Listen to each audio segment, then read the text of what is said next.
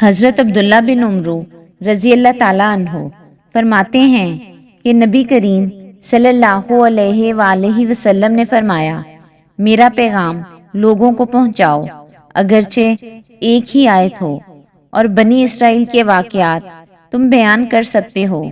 ان میں کوئی حرج نہیں، اور جس نے مجھ پر قصداً جھوٹ باندھا تو اسے اپنے جہنم کے ٹھکانے کے لیے تیار رہنا چاہیے۔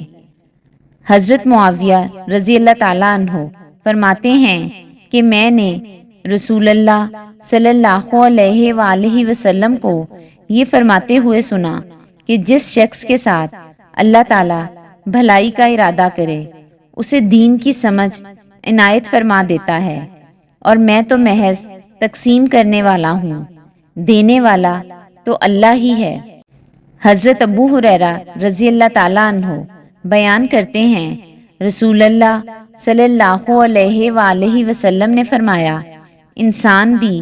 سونے اور چاندی کی کانوں کی طرح ایک کان ہے، ان میں سے جو دور جاہلیت میں اچھے تھے وہ اسلام میں بھی اچھے ہیں، بشرطے کہ وہ دین میں سمجھ بوجھ پیدا کریں۔